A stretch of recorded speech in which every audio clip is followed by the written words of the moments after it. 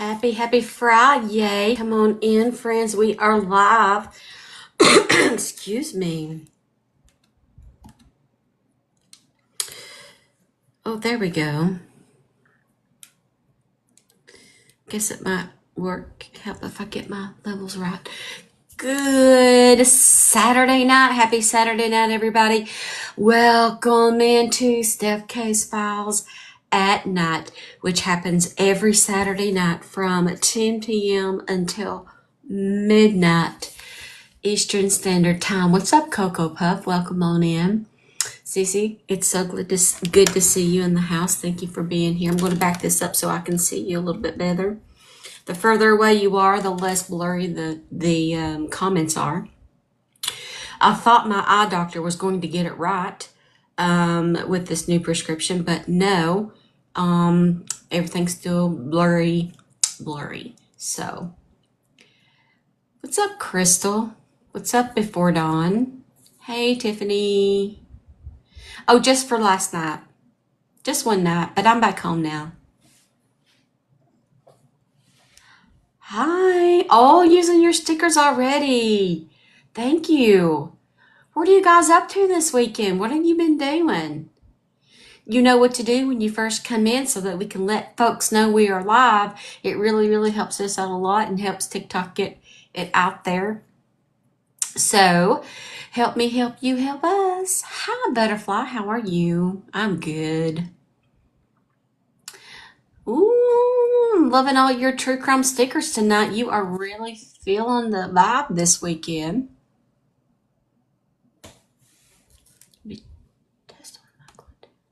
Got to turn my mic up, my headphones up just a little bit. Thank you. Hi, Andrea. How are you?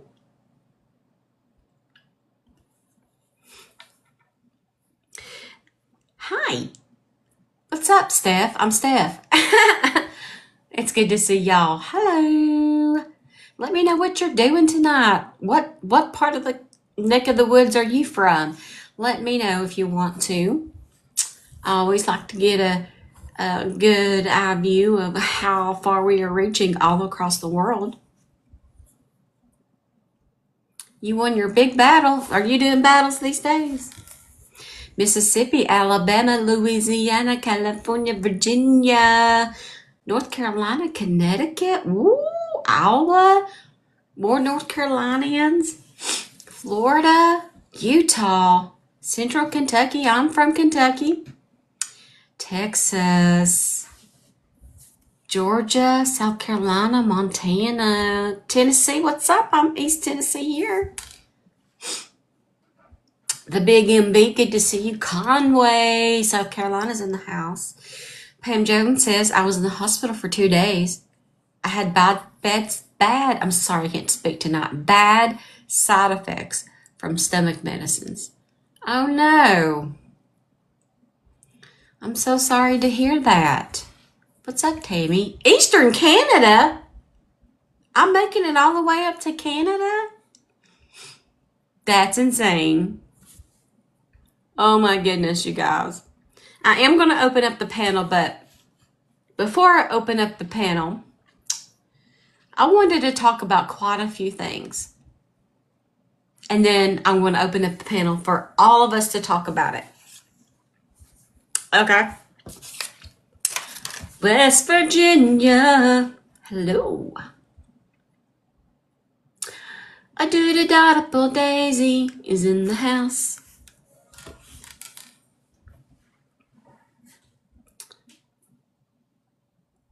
East Alaska? You're kidding.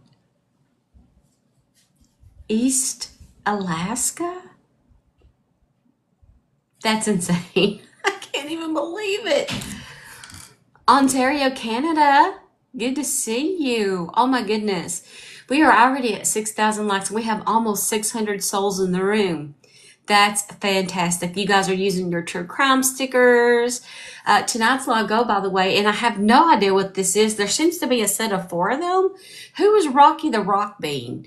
Is it like I don't know what's happening. Maybe it's just some characters that TikTok come up with.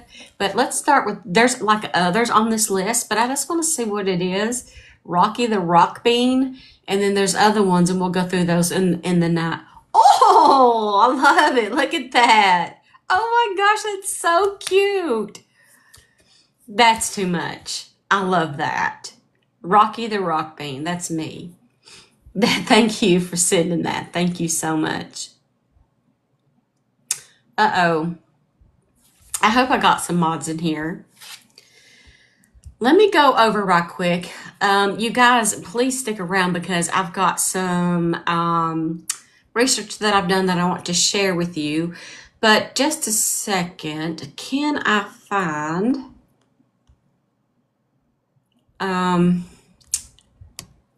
because I don't know how, this is where I get stuck. Okay, hold on.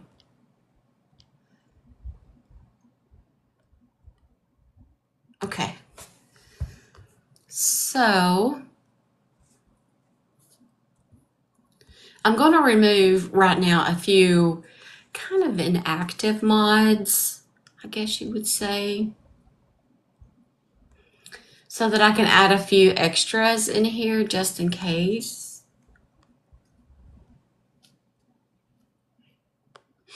Some of these I haven't seen. I hope everybody's okay. Okay, now I got some room. Daisy said she would be one, so now I'm adding you, Daisy, as a mod. Dora. I'm adding you as a mod. Dora. And Lizzie, thank you. Thank you for another Rocky the Rock Bean. Oh my goodness. Oh my goodness. that's the cutest thing I've ever seen. Oh man. Okay, let's get started. Oh my goodness.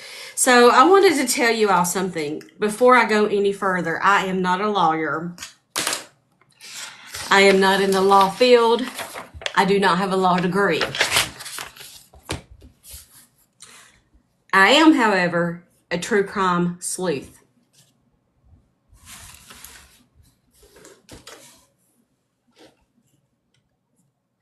I want to talk about this so-called subpoena that Regina Ward got. If you know what I'm talking about, just comment that you know what's up. I showed y'all the screen caps the other day, and you've probably seen it all over by now. The subpoena, most of it's redacted. I would read it to you, but it's redaction, and it's redacted. Now, I absolutely adore, with all of my heart, Lawyer Lori. I've been a subscriber to her at times, and she's very, very smart. She's very knowledgeable. I love all of her videos. But I was watching the one about Mica a few days ago, about the FBI raid, and so on and so forth. And she said that she feels like Lawyer Lori, Lori, she covered mainly the Murdaugh stuff, but she said she felt like that this was financial and not DV. And while I respect her for all of the years of experience I'll never have, obviously she's the professional here,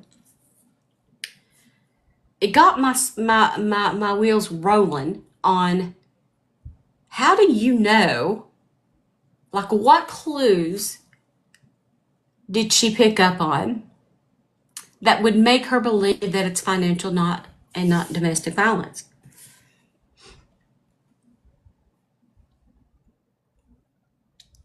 So I just said to myself, there has to be a little bit more research done.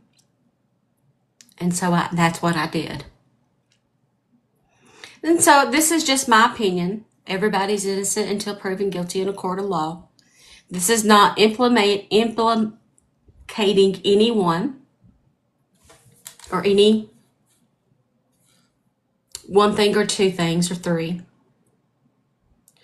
I just felt like we needed to go over some of the research that I found, just for kicks. Exactly, Tammy. I have to agree with you. I'm going to begin by saying I believe wholeheartedly, with all of my heart, that this is domestic violence related. But what do I have to support my own facts of believing that?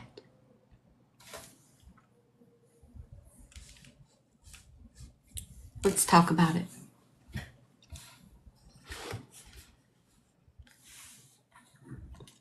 First, I am going to read again the most important part that we know of. The most important part. Thank you, Dora. Remember this? This is the letter we're talking about, and it's redacted. But I want to read it again just for reference, okay? We're almost at 20,000 likes. That's insane. Let's see if we can get to 40,000 likes. You guys are amazing. We have 338 souls in the room. This is to Regina Ward from the FBI, or thereof. Any and all blankety blank redacted, electronic redacted, statements or notes redacted, redacted Miller redacted, pertaining to redacted John Paul Miller redacted. Any and all redaction provided by Mica Miller redacted regarding redacted. Any and all relevant evidence provided by Mica Miller pertaining to redacted John Paul Miller redacted. Any and all redacted related to redacted Mica Miller or John Paul Miller. Please provide this information. Redacted data, redaction. Please provide the original documents and redaction communications.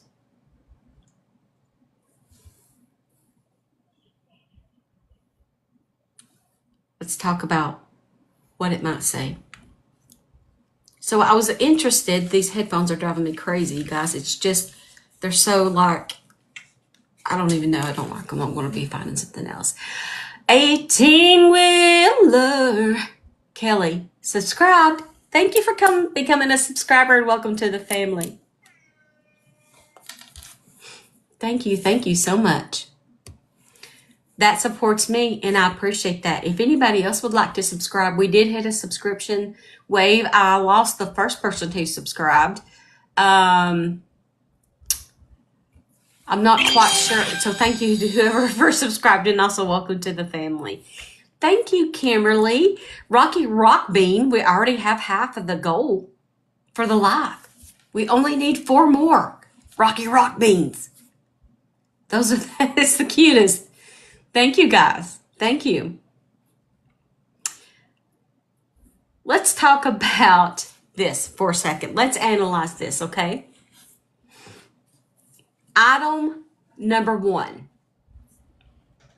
The redacted sections. Okay? We're talking about the redacted sections. This research is based on other similar cases with similar worded subpoenas. I'll say that again. It's based on other federal level cases with similar worded subpoenas.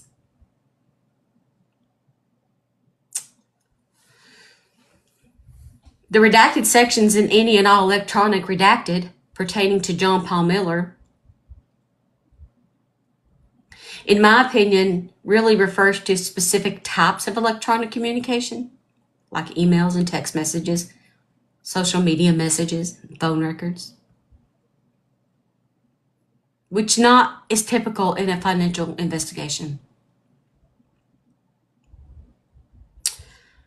The phrase any and all redacted provided by Mica Miller regarding redacted in my opinion, refers to testimonies, statements, documents, or communications that Mica Miller provided and related to John Paul Miller or the specific investigation.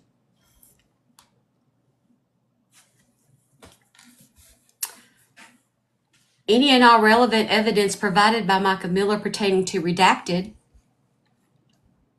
when compared to other cases, may mean evidence such as photos, videos, recordings, or forensic data that Mica Miller submitted.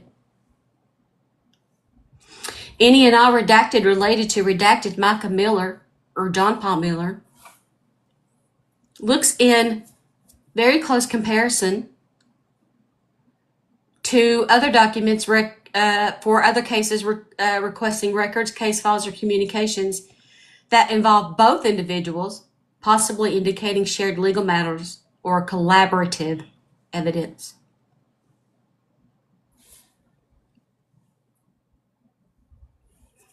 Based on the body language throughout the document and my research, I have found that it most likely compares to and relates to a domestic violence case. Here's my reasonings.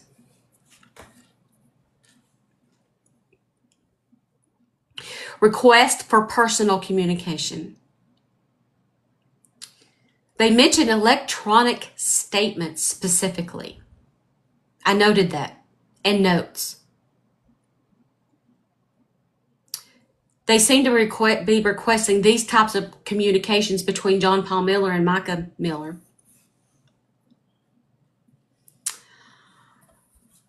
And it focuses more on personal interactions, which are relevant in most domestic violence cases, such as divorce and so on. Evidence from personal sources. The fact that they're trying to get evidence from Mica herself could indicate she has information related directly to the behavior or actions of John Paul Miller. In domestic violence cases, it's common for subpoenas to request communications, evidence of disputes, or records that show a pattern of behavior.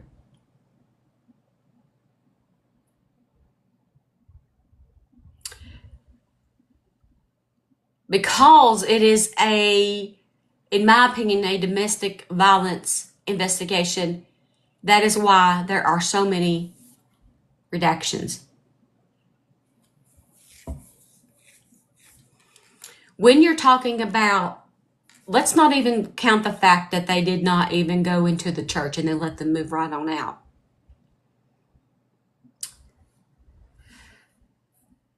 Financial cases are focused on assets, not personal communications. They're more focused on transactions, account records, account histories.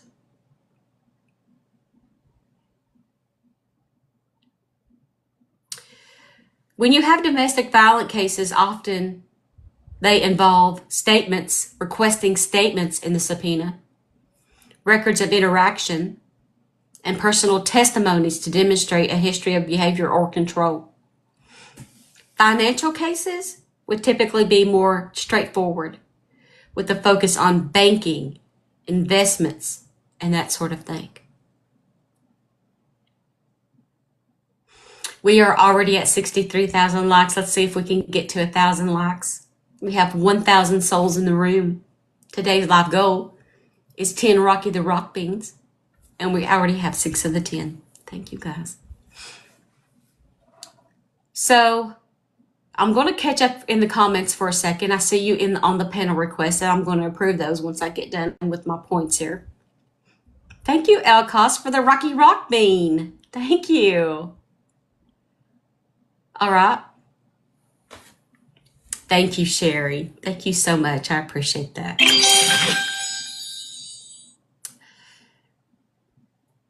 Do you guys see where I'm going with this? What's up, Crystal Pistol? I see you.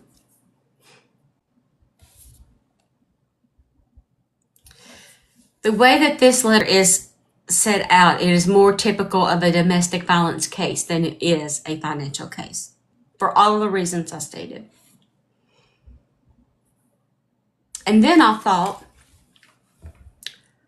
now that I've studied the way that it is spoken and the phrases that are spoken, can I think about other cases with similar language, what those were about and the outcomes? Let's talk about it.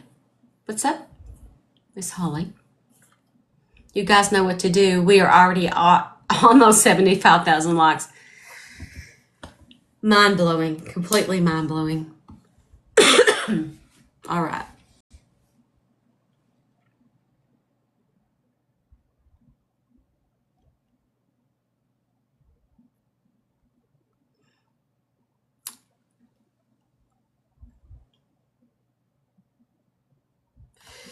I didn't want to start with this case. I'm sorry, I'm just looking at my notes. I'm trying to figure out which way. I wanted to start with other cases, but I think we feel like, what's up, Harlow and Lily? Good to see you. I feel like we need to go to the main case I want to talk about first, and then follow it up with the other cases, because there are several case comparisons that I found.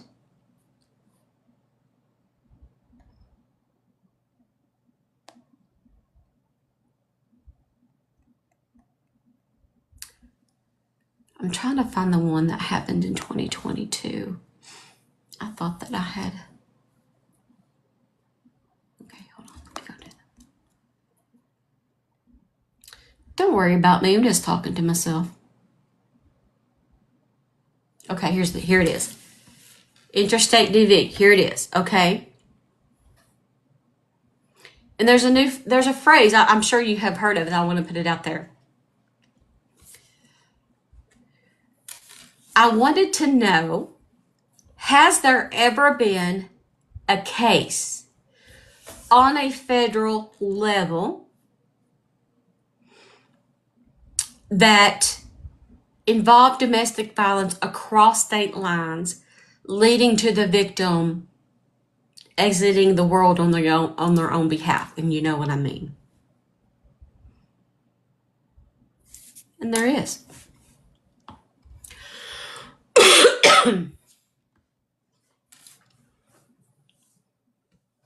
And it happened in 2022, or the case did.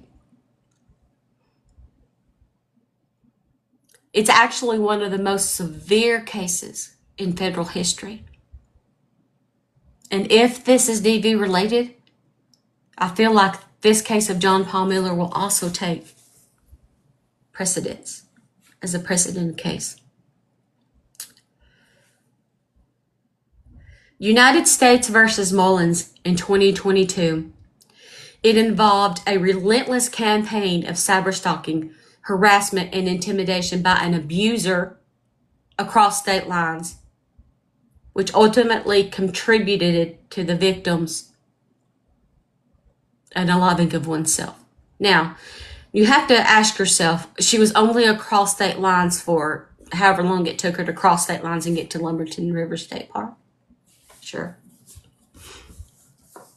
But how many emails did she open once she crossed state lines, and what did those say?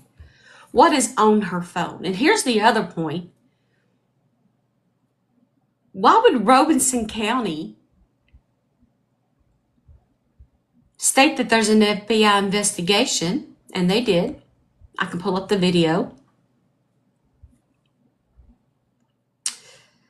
If it has to do with financial, like what would they, right? Keep thinking about that. Let's keep talking about this case. United States versus Mullins. U.S. District Court for the Western District of Kentucky, year 2022. Just a few years ago, Mullins was found guilty of interstate stalking and cyber stalking that caused substantial emotional distress and contributed to the victim's tragic decision to end their life. Mullins' behavior included threats, manipulation, and constant digital harassment aimed at controlling and intimidating the victim even after they moved out of state to escape the abuse. Mullins was sentenced to 15 years in federal prison. It's one of the longest sentences given for interstate domestic violence and cyber stalking, especially one that resulted in the unaliving of the victim of oneself. The court emphasized the severe psychological impact and the casual relationship between Mullins' harassment and the victim's decision.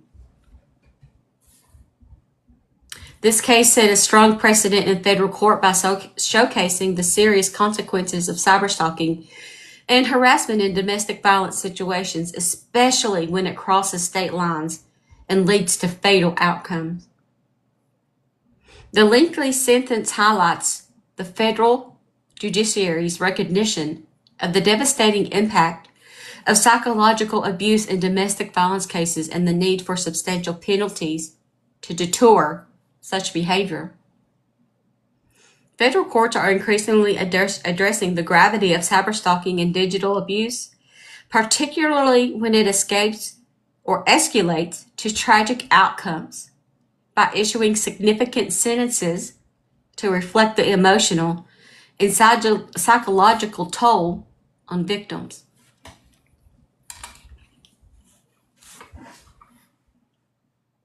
We have 107,000 likes and 530 souls in the room. Take a deep breath. What are you thinking? She did go to Kansas. Good point. Good point. Thank you for bringing that up. She did go to Kansas. And how much harassment happened while she was in Kansas, not only to her, but her family.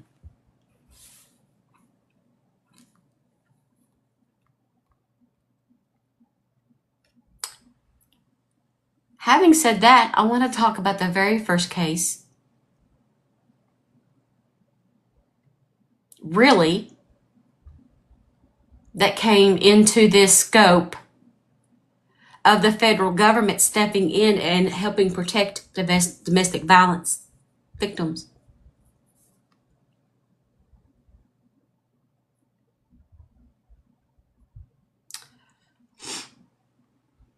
The first one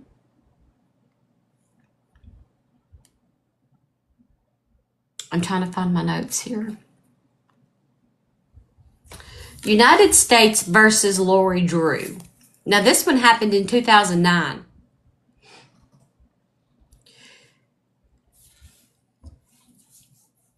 It didn't involve domestic violence, but if you want to think more in terms of bullying, but it did involve emotional abuse, cyberstalking, and harassment that across state lines. First one was in 2009. Then there was the United States versus Gonzalez in 2017. Alex Gonzalez used various online methods, including social media and email, to harass and threaten his ex-partner across state lines. The harassment, including continuous messaging, threatening to release personal information, and leveraging online tools to intimidate the victim.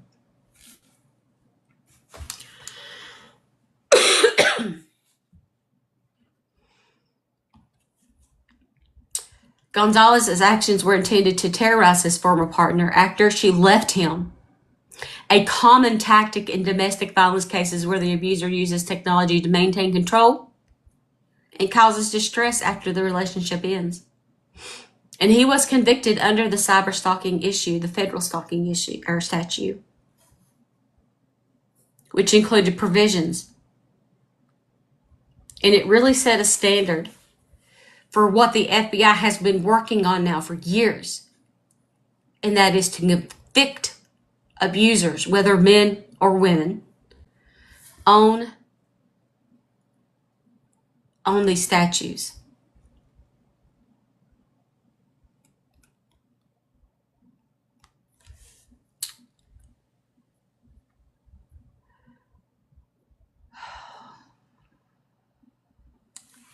I'm going to open up the panel.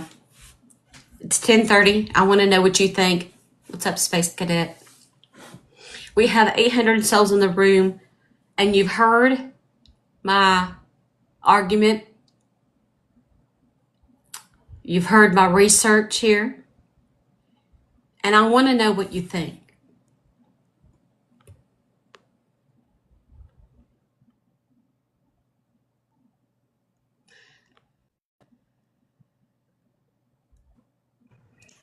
If you come up to the panel and you did not mean to come up here, please do not worry. I will let you back down. I won't make you stay. I Hi, promise. Steph. Hello, how are you? Good. How are you? Good. It's good to see you. Good to see you. I think personally, because you remember the call that came out, didn't he slap her at Disney World? Remember the phone call she made to police I did hear about that incident. Yeah. when they traveled to Florida? Mm-hmm. She also went out of country to the school and he harassed the guy telling him to tell her to come home, remember? Yeah. He also went to Kansas. Yep. She went many places, including living with someone else to get away from him. And if this was financial, they could have easily subpoenaed bank documents on their own. They would have went for bank documents, they would have went for church funds, they would have went for personal funds. The day of the raid, if you pay attention to the raid, they come out with like envelopes, but they also come out with 2 computers and other things because they're looking, in my opinion, they are looking at the direct contact from Mica and him. Whether he deleted those or what, they're still there.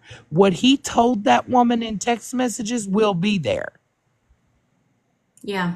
And that is, it's not going to be financial when it becomes phones, communications, personal subpoenas for Micah's diaries, personal subpoenas of Micah's story. Because why would they need her story if it was financial? They could just go to the bank and say, hey, we have a subpoena. We need this record.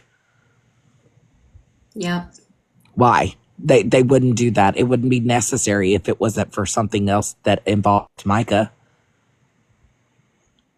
I agree. Because Mica, if you remember, she said right before she passed away, she was on a call. I remember listening to that particular call. It's Steph, you might remember which one I'm talking about. She stated in that, or it was either a document or a call, that she said he is moving funds around to other people. Yeah. Interesting. Super interesting. And if that was the case, they would have went in that church that day. They would have also got Trisha Ross, because isn't she the financial person of the church? Trisha Ross wasn't visited. The church wasn't visited. So what does that tell you? It's like it's more like, hold on a second, we know where this is going. Mm-hmm. I And I believe agree. you're right, Steph. I know exactly where you're going with that. Let's take a listen to this quick clip as a reminder and as another clue. Okay. Sister, what is it you want the FBI to do? So we know that Robeson County has said that the FBI is investigating, but we don't know exactly, what their investigation will pertain to. I would love for them to go and investigate, what the cops were able to discover and everything leading up to her passing away. Because as everyone has uncovered, there's a lot more to this story than what meets the eye. That was a clip from Nancy Grace back in May. And so just as a reminder that Robeson County did, in fact, indeed tell the family that there was an FBI investigation. Weird, because Robeson County, wasn't it that Robeson County had a ruling within 30 minutes of coming out there? Pretty quickly. Hey, Hey, Daisy. I just had a quick question, and I don't know if this is linked to the FBI, but do you think that the ATF will be involved? I don't know how to say it without. No, I know who you're talking You about. know what I'm talking about. But since of the I don't think so. okay, I don't since think the so because unaliving, there wasn't. since it dealt with a pew, I didn't know if it would possibly if they would get involved. I didn't know. I was wondering that. I personally don't think so, just because it's legal for him to own one because he was expunged. And if that, as long as they're ruling her incident self-unaliving, then the ATF is not going to see any reason to get involved there. Unless, Steph, unless it pertains to the call from Mica the other day where she said he purchased many in her name. True. Thank you. Yeah, Yes. so I didn't know if it would go. Yes, because she said he had purchased a bunch of pew-pews in her name, which is weird because why didn't Mica have possession of them? Why was Mica led to the day to go buy one?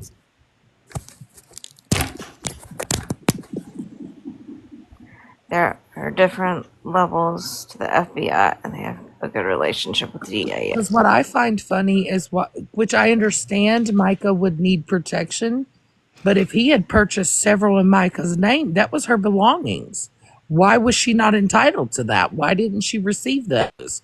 What led her that day to go purchase one and be led to somewhere that she had? If you listen to her phone call, Mica had no idea where she was at. They can't tell me that. She had no idea, because if you listen to the dispatcher, Mica says, is there a way you can track my phone? Because I really don't know. Right. No, Yeah. if that was a woman that frequently visited there, she would know where she was. So that Who was called her?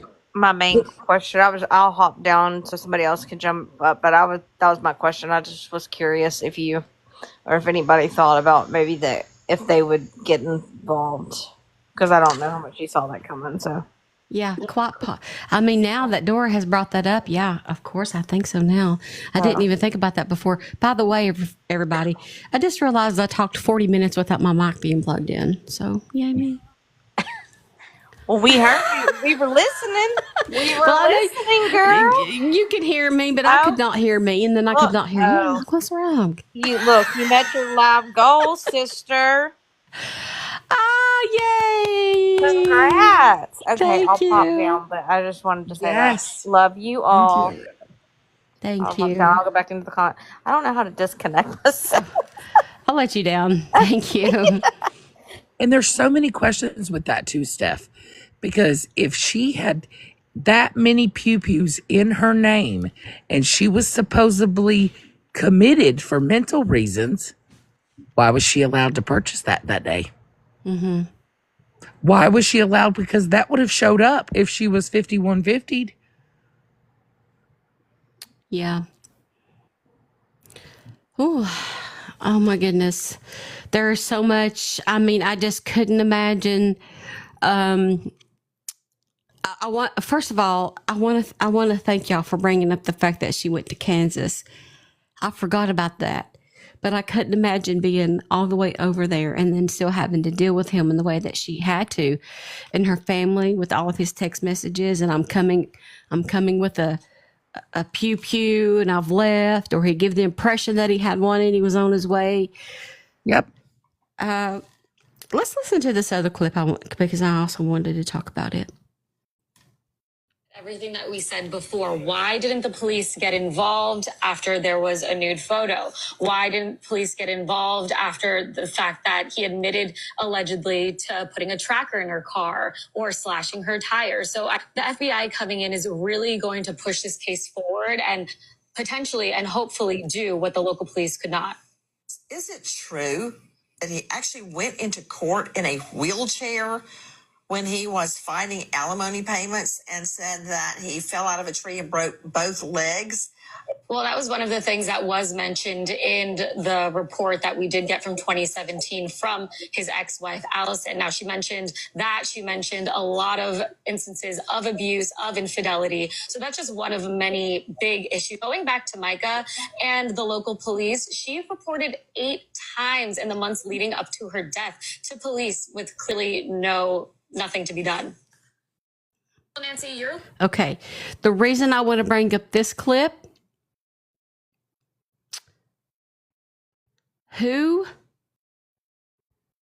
is because of this. It's nothing more than the victim. This group of people, the bigger problem is this group of people won't leave him alone. By the way, this is Russell B. Long, his attorney. And listen to what he has to say.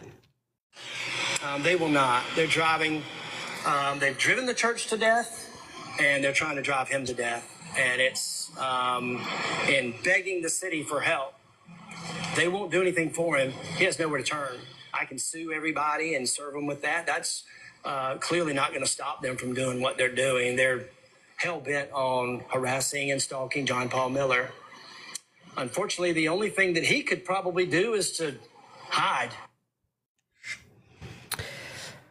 So funny that he would bring up the fact that he don't feel like they're going to do anything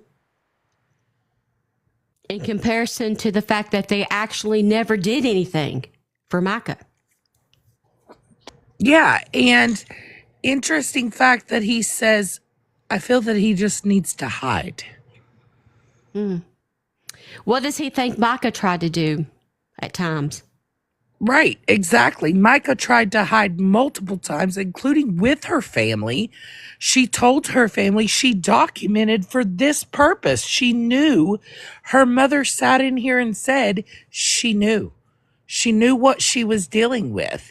You think about, you put yourself in a victim's shoes for just a moment. Not that any of us could potentially possibly could put ourselves in her shoes, but you think about the daily life of having yourself tracked, harassed, texted, fearing that he's going to pull up, fearing that he's going to show up with a pew-pew, threatening her family, threatening her. Imagine what was going on in her head every single day. Yep. What fear she had of stalking and harassing. She was the true victim here. Somebody on a public sidewalk screaming justice for Mica is not harassing or stalking. It's called publicity. There's nothing stalking or harassing about it. And he felt like, his attorney feels like, that he needs to hide because he's being harassed. Well, what do you think he did to Mica? Like you said, how many days did Mica feel stalked and harassed? Exactly.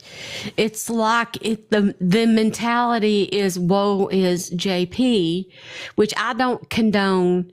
I mean, I'm not saying, let me set the scene here on how I feel.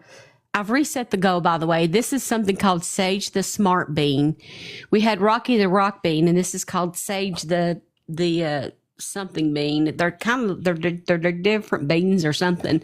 But let's see what that is. Oh my goodness, he's so cute.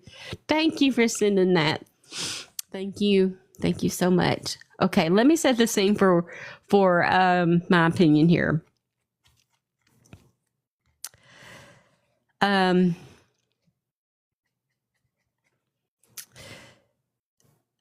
I know, I'm trying to figure out how to put this. I know that there are additional videos on a certain other person's TikToker. But if I was the judge or someone on the jury, I would ask the question why he was over there in the first place. Yes. And then I would ask who wouldn't run to their own car for safety or to make sure nothing's being done to their car if you saw Pastor John Paul Miller over there. Now, he was not on his church property. He's been hell-bent on making sure nobody even puts a toe in the mulch, literally. But he makes his way over there in a place that he's probably not supposed to be, considering. And look, though he can be, and then you have somebody at their own personal car. And then you turn around and you literally look like the running man and you're running toward her. Go ahead. yes, exactly. And look at his past behaviors with the protesters. Look how he sped out of there. That wasn't his first incident. If you listen to the incident that happened with J. Jesus, prior to that, listen to all the incidents that John Paul Miller has had with rage, and you connect that with Mica case, you've got a lot of answers there to his past behaviors, and including the ex-wife. Right. Hi, Mama of Two. Probably didn't mean to come up here. I'll disconnect you. It's okay. Brittany says, it made me so mad just when I thought she couldn't shock me more. She did. I know who you guys are in speaking of, and I agree with that. I missed Jay's live last night, says Stephanie. I'm sure you heard. Oh, I did. I have not. I spent the night sitting around a campfire talking to my best friend, who's been my best friend for over 30, almost 40 years now. And so I wasn't on TikTok at all last night. So what did I miss? Well, and was it true too as well, Steph, that he sold the church? So a little birdie did put it in my ear that it is up for sale. I don't know if it's listed. Somebody said it was, but I don't know. Funny? If it was listed and he is selling it and this was financial, don't you think that would be frozen and he wouldn't be able to put it up? Very good point.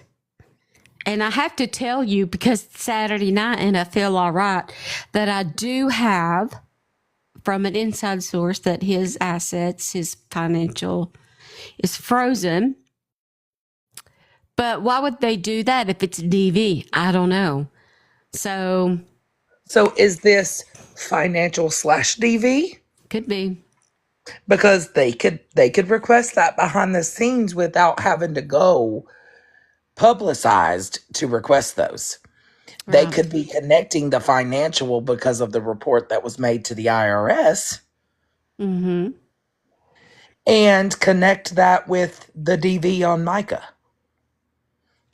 Quite possibly.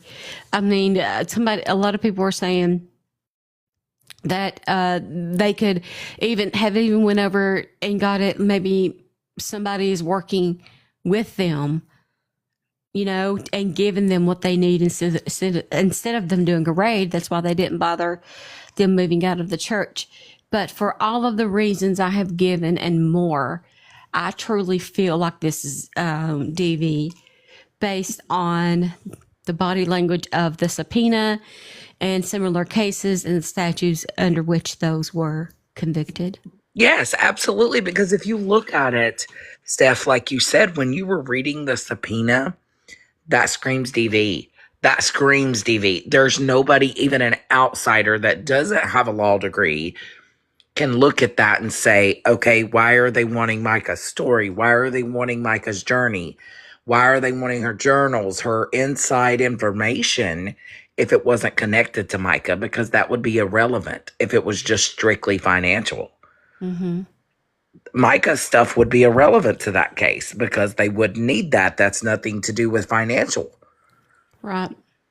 So, this whole thing, going to his home, coming out with big bags and computers and things like that, scream contact with Mica directly. What occurred in those messages and emails to Mica that she made so many reports fearing for her life? Exactly. I think it's going to take quite a while, at least a month or more, for them to put this evidence together, because now that they have somebody, obviously the FBI agent's name is redacted, but somebody went to the judge and convinced the judge that there was sufficient evidence for a raid.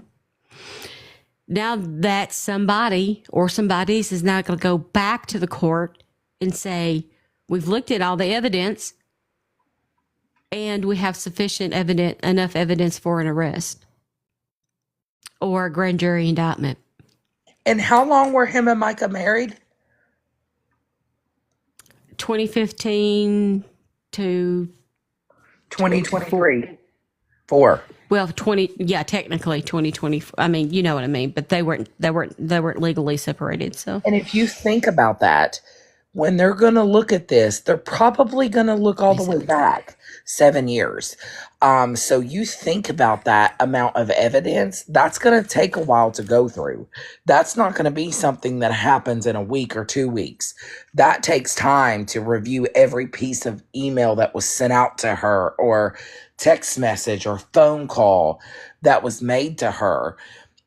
Because if you listen to Mica's story through phone calls, you hear the fear in Mica. That's obvious. Mica was very spoken about her fear in the upcoming days. yes. And that right there tells you enough to know what's up. Like, you hear it in her tone, you hear it through other people when they're playing it, and you replay that in your head. JP is a lot messier than people think he is. And for those people that stand 10 toes deep with him, you're an enabler. You're an enabler of JP.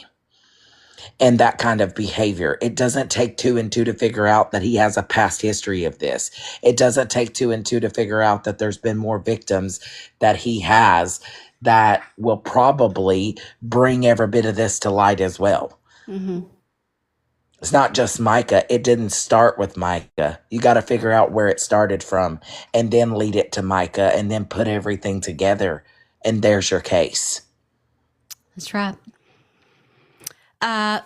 We have, I can't even believe that I'm going to say this. We have 143,000 likes in the room. Holy camole. We have 453 souls in the room. You guys are amazing. I can see you in the comments. I try to read them and see you talking to each other. This is something else I want to bring up. And I know you guys have probably heard of this, but I wanted to bring this up, okay? In case you haven't. It's called VAWA. VAWA. It's called the Violence Against Women Act. It's a federal law that in part provides housing protections for people applying to get away from domestic violence situations. But it covers so much more than that.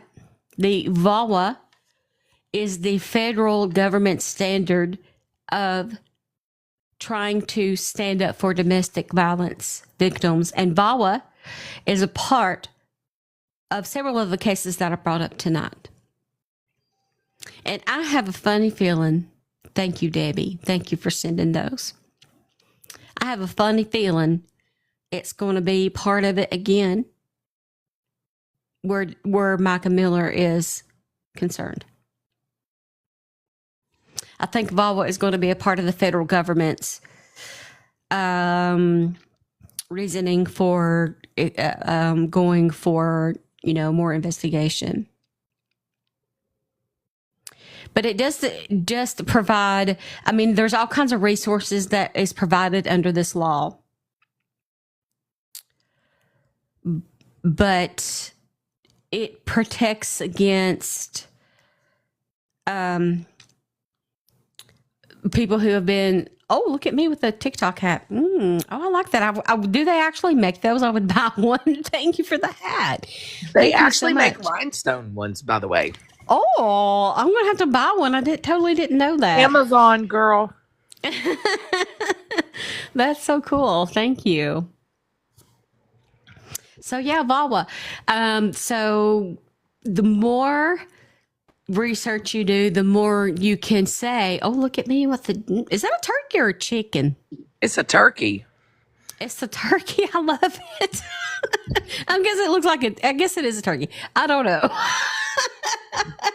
Don't quote me on saying, is it a turkey or a chicken? Okay. It's kind of like that moment we had. I don't know. It depends on your age if you remember this, about a certain celebrity wondering about tuna. That's all I'm going to say. Is it a turkey or is it a chicken?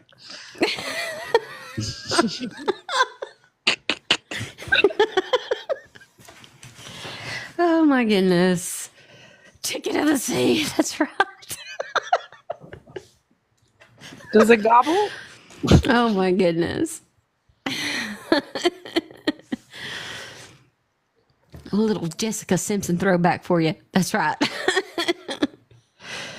Oh my gosh. Let me see who else is wanting to come up here. Maybe somebody named Sue here. We don't know. We don't know if they actually want to come up here, but the panel is open. If you guys want to come up to the panel and give what your opinion and thinking about, what I just said in the cases, and do you know of any more examples? You're always welcome to come up and speak your case. What's up, Sue? I hit the wrong button. Okay, I'll let you down. Thank you. All right.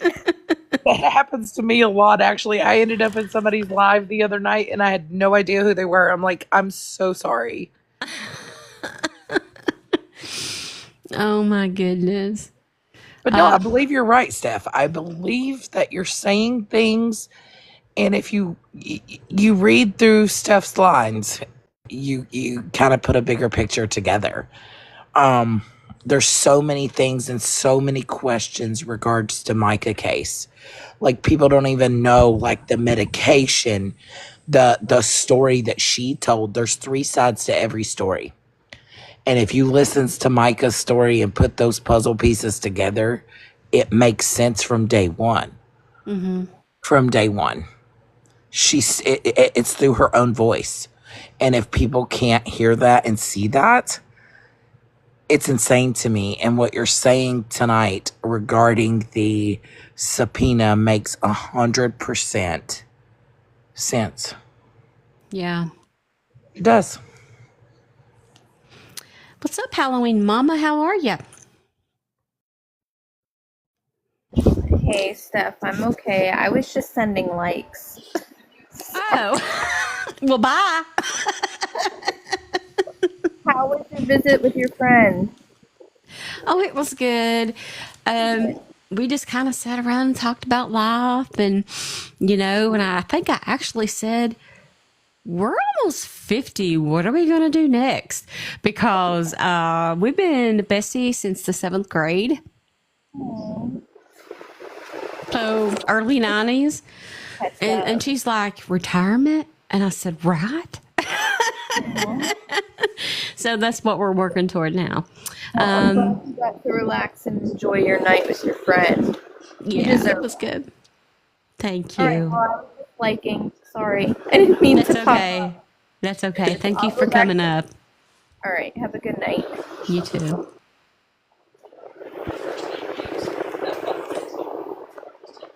Daisy said, did I see what? Did I see?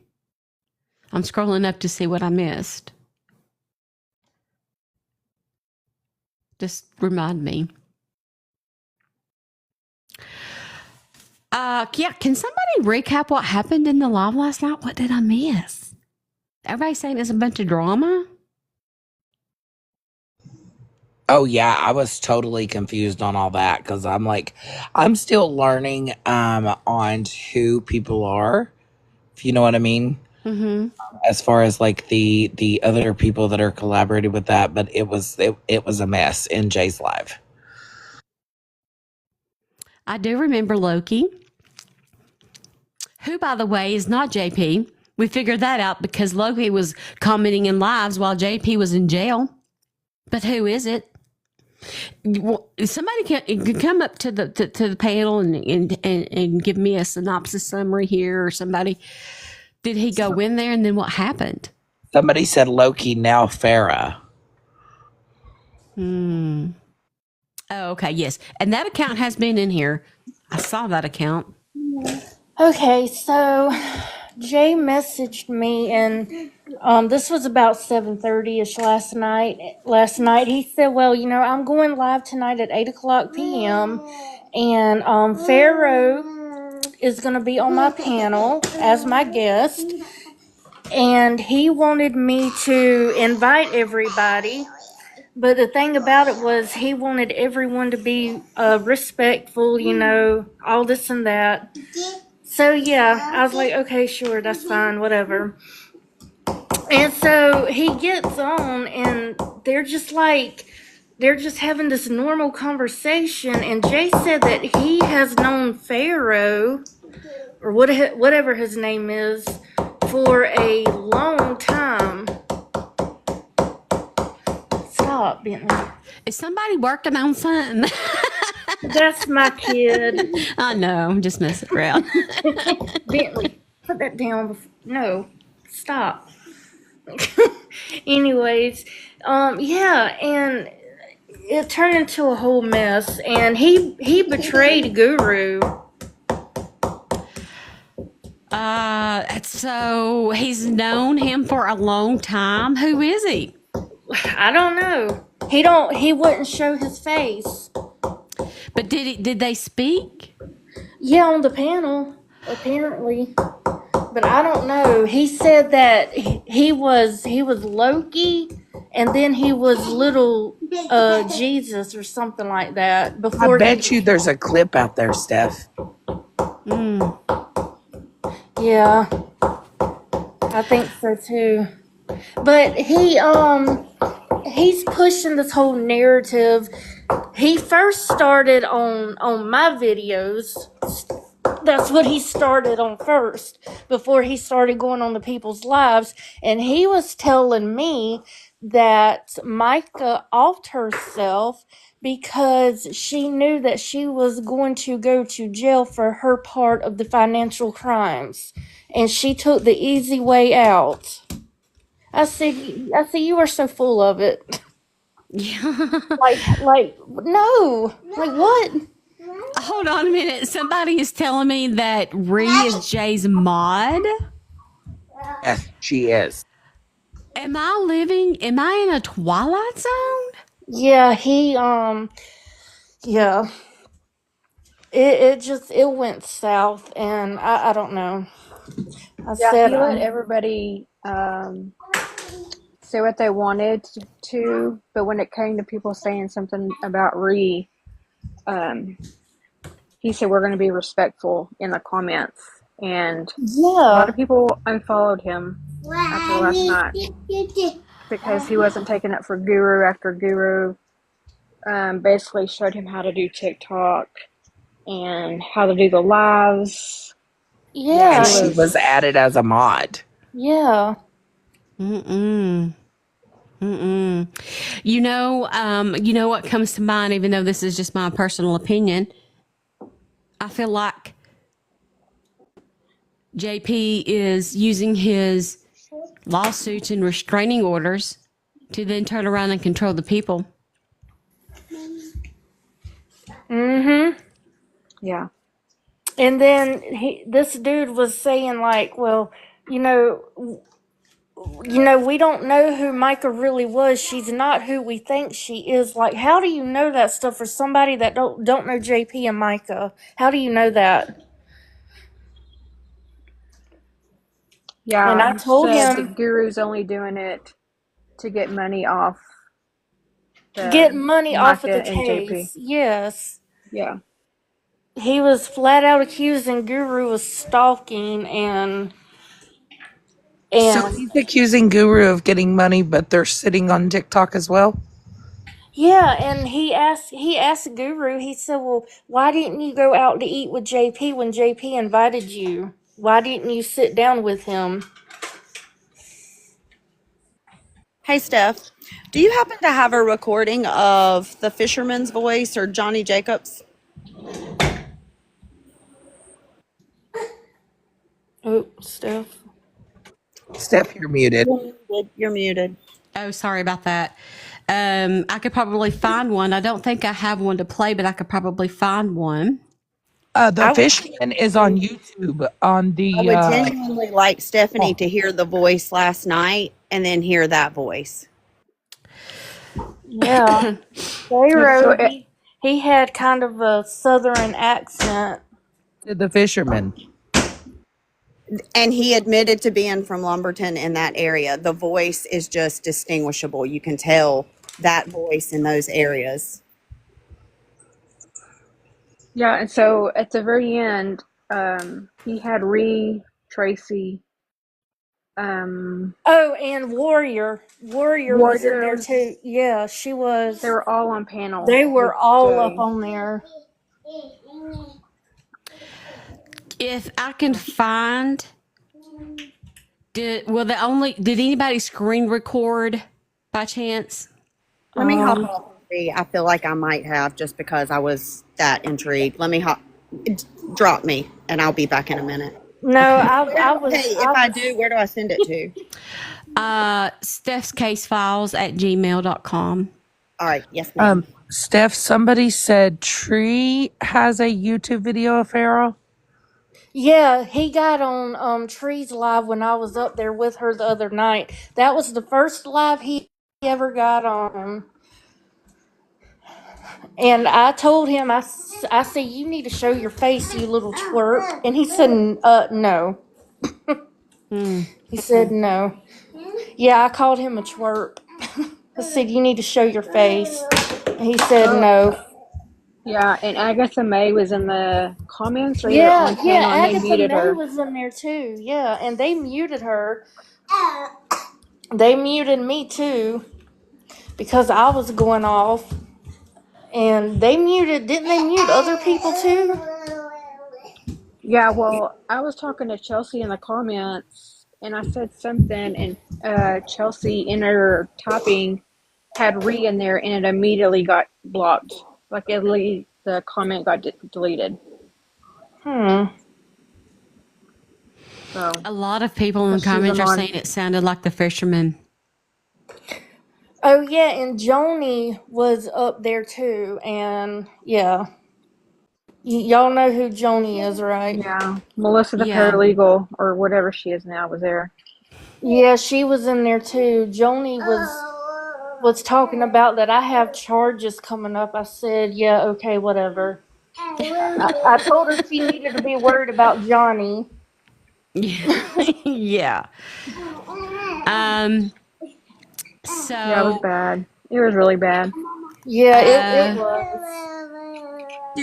Do y'all think that has anything to do with why no charges were filed with the whole JP Push and J thing? Do you think they kind of like dramatized that or something, and that's why nothing happened there? Because really look like he pushed Jay that day, but Jay was kind of like following him. But if they know each other, Jay's been on his side. It makes me question that now. What do y'all think? Yeah, I'm questioning a lot of it now. I'm in shock. Yeah, I unfollowed him. I If I unfollowed Jay. remember correctly, you guys can correct me if I'm wrong, but wasn't there an incident where they pulled over at a gas station? Yes. Yes. That whole thing in the beginning where Jay was supposedly following him to try to pray for him, and Jay called 911. There's that 911 call or whatever.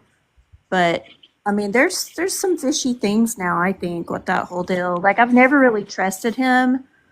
I just really haven't ever, but I didn't really know why. I just felt uncomfortable. And then when he started going live, I watched for about like 3 minutes and I'm like, nope, I'm done. Because I already felt like my blood pressure rising. He was irritating me. And then maybe that's just me, or maybe that's my intuition or something, but I don't know, y'all. Interesting, Steph. Sunshine CML says Jay said he has known Ree for years. They worked with the Heather Elvis case. Yeah. Oh, I didn't hear that. So that explains why he has always taken up for her when she was making those crappy videos about people, and no, just no. I Can I can't. just say that I'm literally blown away right now? Me too. Like, I literally am sitting here with trying to pick my jaw up off the floor because after everything that I've seen out of all of them against him and the back and the forth and all this, and as far as I knew, they didn't know each other. But now they've known each other for years. Yep. And now they're all besties, and there's mods, and apparently, I'm just, I don't even know what the hell to think right now. Yeah, and then so I was told a long time ago, but I didn't believe it at first because I would rather believe actions, and see stuff with my own eyes. But somebody told me a while back for me to be careful with Jay because, he was playing both sides. And I said, no, he's not. So, but after that last night and the other night, I said, nope, she was right. He is. I've got the email and I'm downloading. Thank you so much, sweet friend, for sending that. And I'm going to play this. Obviously, I can't show you because we don't want to get in trouble, but you can listen. Steph, remember the Ken that came in your live last weekend? Maybe it sounded like him. Oh, they said that was a different Ken. Not that one. They said it was a different one. See, though, that I was under the impression that's who that was supposed to be, so I'm all kinds of confused. Yeah, that's who I thought it was too, because I said that Ken, and they said no, it's someone else. It's a different Ken. Okay. That's just weird. I know. It's all weird. I feel like I am in the Twilight Zone. And now you can't trust anybody anymore because I sure as heck don't. No. It wasn't Ken, the piano man. It was the other Ken that came in Steph's live last weekend. Right, that's what I'm talking about. That's who I was under the impression that's who that person was going to be. But apparently not. I mean, that's what I'm saying. I'm just so confused. And I'm I know confused you're seeing, Steph, I know you're seeing the all these blocks I got going on because I don't know who the hell these people are. No, that's okay. Oh, and the Matrix, he was in there too in Jay's live. So he was in there too. Yeah, I see. To me, pushes the boundaries a little bit too far, a little bit further than I'd be comfortable with. And I definitely wouldn't expect JP to be comfortable with it either. Okay. What about his lawsuit against Melissa, the paralegal? What did you think about that? So there's a snippet of the voice. Wait, play that back again, Steph. Okay. Guru,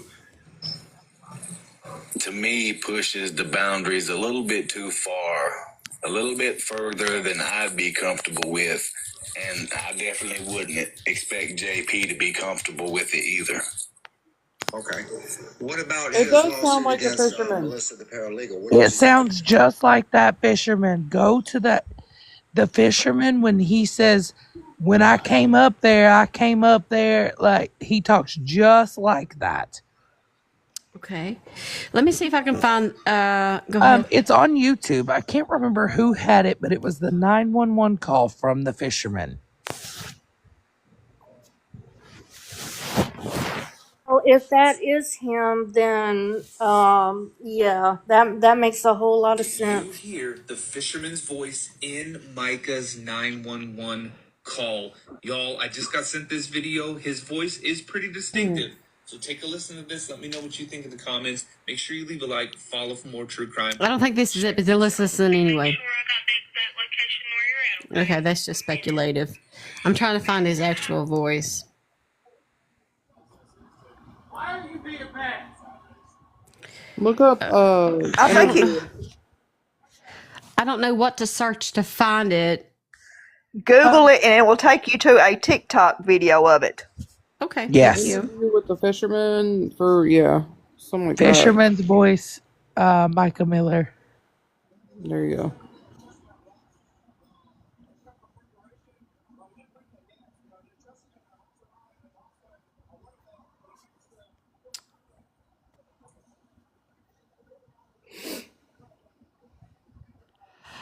We are at 166,000 likes, and there's 500. The fisherman's And there's 580 souls in the room. Tonight's live goal is 10 of these things called Sage the Smart Bean, and we're halfway there. We have 5, and that one's a cute one. So thank you guys for your support. When I go to Google and I just type it in, it brings up a million different videos. Hang on, I'll send it to you. Okay. Can you do it with Johnny Jacobs, like his name? I wonder. Johnny Jacobs Fisherman. I think somebody, I can try that. Didn't JLR interview him? Okay, here it is. Somebody sent it. Thank you.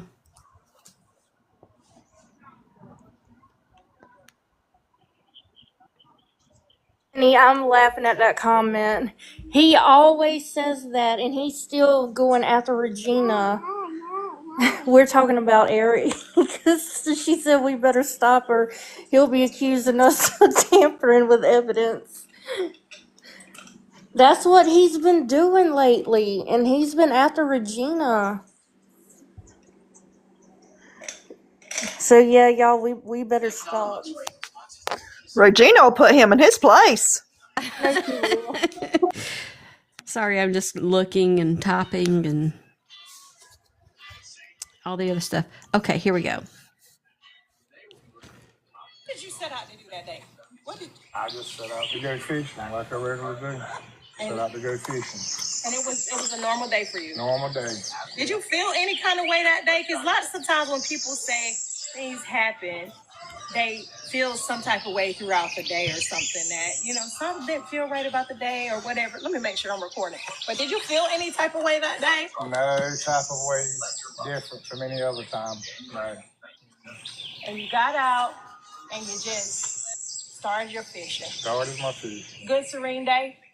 Beautiful day, yeah. Okay, and so you set up the river. Now pause it and play him, and then go back. That sounds just like him. Yes, it really does. It does sound like him, but But you have to realize he was up close in the panel. To me, pushes the boundaries a little bit too far, a little bit further than I'd be comfortable with. And I definitely wouldn't expect JP to be comfortable with it either. His voice is too deep. I personally don't feel like it's the same voice. I feel like the fisherman is more laid back and a little bit slower and a little bit more broken up. This voice is a little deeper. It's a little bit faster in tone. Yeah, you're right, Steph. Because after you just replayed that back side by side, because the fisherman kind of talks like this and kind of more. Yeah, he's real slow in his, and this guy has a deeper tone than the other guy. So how do we know that a Loki and this Pharaoh is the same person? He admitted to Jay said it. He admitted to it. Pharaoh admitted that he was Loki. And Jay agreed. And yep. And Jay agreed, and is it as in Jay has known this whole time? That's what Jay said. Yes, and Jay said they've been friends a long time. Yep. What was poor Guru saying about all this?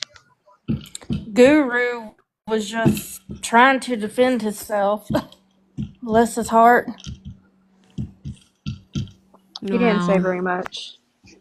That really hurts my heart. It does Guru me too. has been so good to Jay. Yeah, Guru and Courtney did a lot for Jay, getting him started. Yeah. Especially Guru. Well, they defended him at the protest when people were upset that he was there. Do you remember the protest where everybody like gathered to pray and he kind of walked off like, I'm not a part of that? I feel like he even orchestrated that a little bit to try to make people feel sorry for him and then walked away and everything. But Courtney and Guru defended him when people were worried or uncomfortable with him being there, and for him to kind of turn on them says a lot about his character. I mean, that's just my opinion. I can tell you, I really love Courtney and Guru, and I think they're good people, and they're sweet people. And I'm heartbroken if this is truly the case. I'm truly heartbroken. Yeah. And there was an extra trust, and I'm not saying I wasn't there. I don't know. I don't know for sure. I'm just saying that if it's the case, okay, allegedly, there was an extra trust there with Jay because he used to be a preacher, and he seems and he comes to these protests in the Jesus outfit, and it kind of gives you a little more sense of a trust with him, and so I'm heartbroken. Courtney's here. I'll drop down if she wants to come up. Courtney, you want to come up, babe?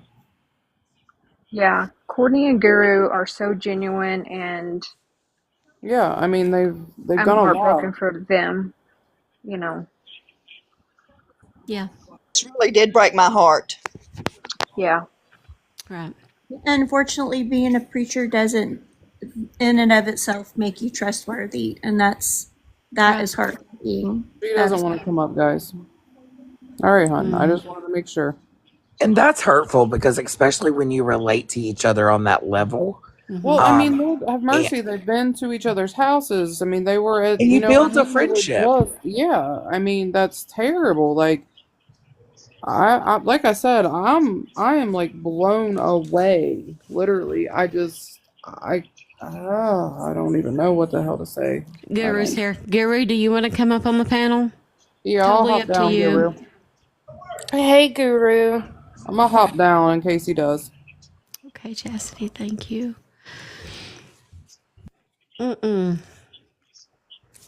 So yeah, and he let Pharaoh stay up on that panel for a long time.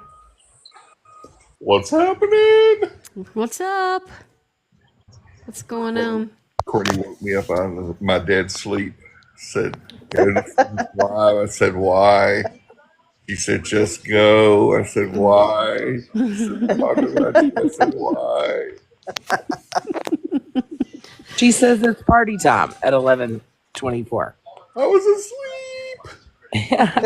What's happening? What's happening? What did I do? Well, everybody's just talking about. I wasn't on TikTok last night. I was spending the night with my bestie, and we were just hanging out and talking. So I really didn't have any idea until tonight's live that apparently there was a situation in last night's live with Jay, and from what I'm hearing, they're saying that he has known this Pharaoh account for a long time, and that he made True Crime Re a moderator. I don't know anything about her being a moderator, but he said he said it in that live last night. He's not known him, but just talked to him some since the end of July on TikTok Messenger only. Okay. And it wasn't until day before yesterday that, I guess it was day before yesterday that Pharaoh wanted to come into his live. So Jay asked me about it. I told him I wouldn't do it. It's up to you, but that's not the light you want to go into. It's he was just in Tree's live the night before. I just, if I was you, just stay away from it. But Jay does what Jay wants to do. He's got his own agenda. So Courtney says something about deleting her. They were deleting her comments. yeah, Courtney had said this is ridiculous, and they deleted that comment out of there. Which the other comments that were being made were so bad that they should have been deleted, but they weren't. Especially when people were saying, "Oh, Jay's turned on Guru." He hasn't turned on me. He was just trying to fish for information from that person, Pharaoh. He wanted me to come to his house so I could talk to him, tell him what I don't know, but I couldn't do it because I was working on my car last night. Yeah, Pharaoh used to be Loki, but they deleted her comment for, and it was just this is ridiculous. That's all she wrote, which is weird because they're saying this guy Pharaoh blah blah blah is friends with JP, or he's bad news. They were saying stuff that I won't repeat, but those comments were getting left in there. But Courtney, even being a moderator in Jay's live, her comments were getting deleted, and it's just something as simple as this is ridiculous. And as soon as she seen her comment get deleted, she's like, you know what? I'm going to go start my own live. And she texted that in there and left. And Jay brought that up. Did she say that? I'm like, yeah, her comment got deleted. Why does she want to stick around in there if her comment's going to get deleted and it's nothing bad? She would start her own live. Right. But there's no bad blood between Jay and I. He's called me twice today. He had, Jay looks at things different than everybody else on this planet that I've ever met, anyways. And I don't get it. I can't look from his point of view, even after he tries to explain it to me, because I can't see it from that point of view, because I have my own views on it. And I guess that clouds me from being able to see his side. But I mean, he's a good guy, so he means well. He's just, Jay's 60 years old and he's set in his ways. So. Yeah. Well, I was ready to pounce, so I'm glad that that hopped up here to set that a little bit more straight. I find it quite well. It's good of you to say and explain it in that way that he thinks of things different than anyone else on earth. But I don't know. There has to be a line to where you understand not to mess with people from that camp. Yeah, he was thinking that was JP at first. Throughout the time that he's been talking to him online, he kept thinking it was JP, and or there were two people using that account, JP and someone else, and which is possible because people share accounts, whatever, just to. So he was trying to fish that type of information out, and I explained it to him. The guy was saying he's up from the Lumberton area. Well, his accent is that Florence, Marion area in here in South Carolina. That's the accent he has, which is close to there, but he's more of a South Carolina, Marion, Florence area, all that stuff right in there. That's the accent that he speaks with, because I have a lot of customers that drive all the way here to the beach from there just to get their phones repaired. So that's the accent that the guy speaks with, not one from like there. But so I don't know about it, but I explained to him that's nowhere near JP. And the way he was talking about JP, there's no way that JP is friends with that guy. Because, I mean, he kept saying that, oh, he definitely has mental problems and stuff like that. And I'm sorry, but if you say something like that to JP, he's going to go off. Mm-hmm. That's JP. I mean, yeah, you tell JP to his face, oh, you got mental problems. Yeah, he's going to snap. Catherine is asking Guru, why did Jay throw you under the bus about you putting the tracker on JP's car? That's not what was said. He flat out told the guy that is not me that did it. That I did not do that. I did not hide cameras in the bushes. He knows who did it, but he knows it was not me. He never said it was me. I have it all recorded. Thank you for clarifying that. I'm getting a notification here to check my email. Excuse me, I'm losing my voice for a second. Looks like we might have another screen recording to play. If you have any other questions let's ask in the comments, and I'll relay that. Everybody is saying how they support you and everything, and I'm glad that you gave us an objective view here when it comes to Jay. So, are you saying, in your opinion, that Jay was befriending Pharaoh in an effort just to see if he could get more information? Yes, I am. Okay, let's take a listen to this. That's my opinion on it. Right, just an opinion. Everything is alleged on this show. The boundaries a little bit too far, a little bit further than I'd be comfortable with, and I definitely wouldn't expect JP to be comfortable with it either. Okay. What about his lawsuit against Melissa, the paralegal? What did you think about that? Okay, so that's the end. They were just sending another snippet of the voice. So I do want to clear up something. If anybody in the chat thinks that I'm dumb for thinking the way I do about Jay is a good guy at heart. He really is. And I don't hold any bad feelings towards Jay. I don't hold any bad feelings towards anyone. Doesn't matter how they come at me. Like there's been several of the protesters that have come at me, and I could have put out information about so many different people, and I have not done that because I don't hold, grudges against people. That's just not me.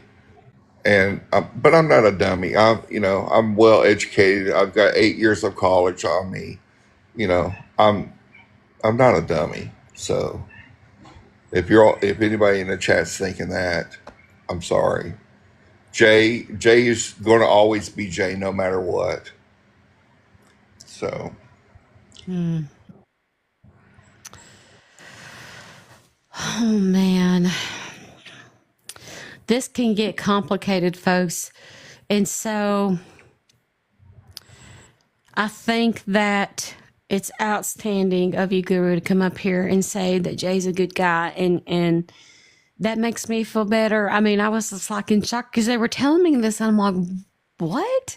Because it just didn't make any sense from the Jay that I thought that I knew. Email. Okay, I'm looking at my email. Everybody's like, look at your email. Okay. I know I did not know Jay before this. I met Jay at the protest. And as far as people manipulating and stuff like that, I've been manipulated, years ago. to the point to where I know all these signs now. And those are some of the reasons that I never went with JP to lunch. Every time he asked me, or every time he asked me to dinner, I wouldn't go. And Pharaoh was like, well, you should have been more of a friend to JP. Well, I'm not in this to be friends with JP. I was covering it as media. And that's another reason I didn't go to lunch with him or to dinner with him. You don't call News 13 up and say, hey, look, you're the reporter for News 13. You want to go out to lunch with me? They're going to tell you no. They just want information from you, you know. And then he's like, oh, you're only doing this for money. And I'm like, if you only knew, bro, if you only knew, I don't make any money off of this. I make money off of promoting products. That's it. And so Pharaoh, at the end of the whole conversation about me and with me, says, you know, I feel a lot better about Guru now than I did beforehand, you know, because I let him know my side of everything. And he's like, well, you should have been more friends with him. I'm like, look, when JP, there was somebody on his property over to New Place, I called on and said, look, the police are out there. You might want to go see what's going on. So he rode out there. It ended up being a lost dog. So I helped him out with that.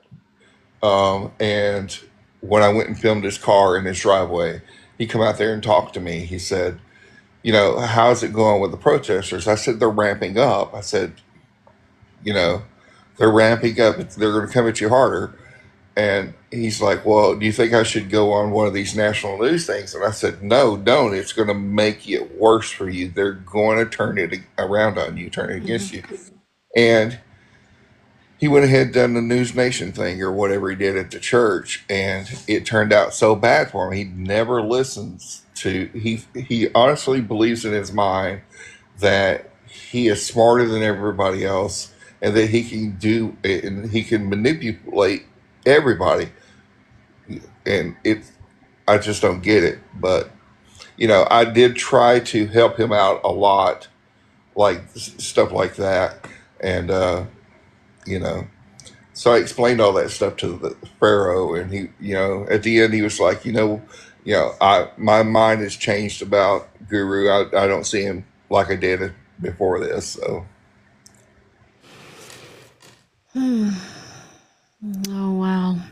Chrissy says, that makes me really question motives. Mica deserves better. Chastity says, you can't help people that don't want help. That's right.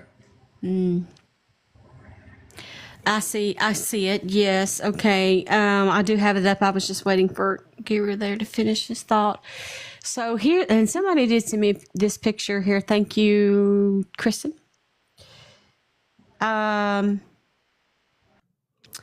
True Crime Marie did comment, and it says, Amy TV, sorry, someone muted me a mod. So whether or not he made her a mod or whatnot, she's here in the comments claiming that she is one. Which could be a tactic to cause chaos where none exists. Princess K's mama says, have you tested against the 911 call voice guy who found her, not the fisherman? Are you talking about the people in the kayak? Marjorie says it did show her name. She was one.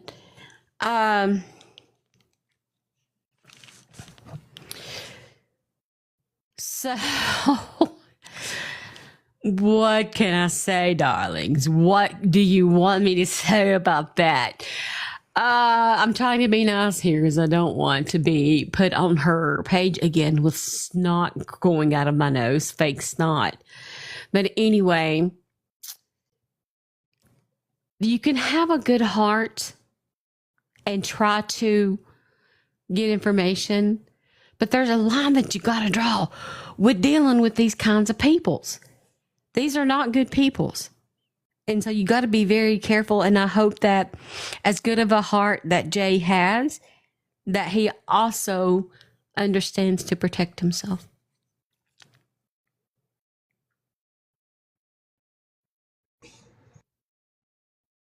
I agree with that, Steph, because everything glitters ain't gold. Megan says no, she wasn't a mod. She was saying a mod muted her. To clarify, it wasn't Jay. Mods can't be muted. Thank you for clarifying that. So that I could see where that was mistaken. So she was Mods saying that can't. she was in there and somebody muted her. A mod did. Yeah, mods can be muted because Courtney was a mod in Jay's live and she got muted. Well, no, she didn't get muted. She just got her comment deleted. I'm sorry, I misspoke.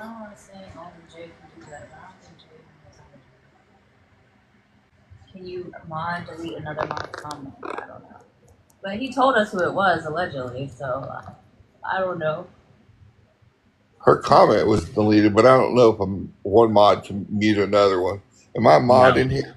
Let me mute somebody. Yeah, I can't mute anybody. It don't, a mod can't mute another mod. Okay. So I guess she's probably not one. Like I the don't only know. way that would happen is Steph would have to mute them, or remove the mods. She wouldn't be able to like. They can't mute each other if that makes sense. So you can't just click on another mod's name. Like if I click on Krista right here, and I go to tap her name, it just says follow at, and it shows moderator. You can't do anything with that.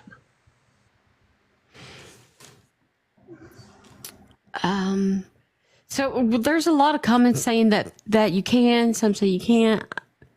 All right, so Dora, can you make a comment and let me see if I can mute you from that mod? I mean, from the actual comment. Yeah, I just did. You should be able to just hold down on it. It won't let you do nothing.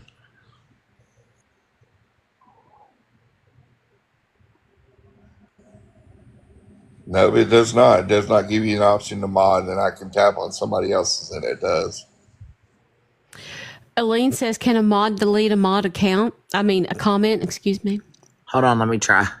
Can Hold you on, try let me go to? back. Let me go back to yours and do it. I'm gonna try Krista's. No, we can't. We can't No, remove it will comment. not allow me to do it. Nope. Now that's going to be something inside of your controls where you allow each person to do that one, though. Somebody is saying that as the host you can, but everybody else can't. Yes, the host can. Like if you wanted to go delete a comment, you can do that, but we can't delete people's comments. It's over to the side of the screen.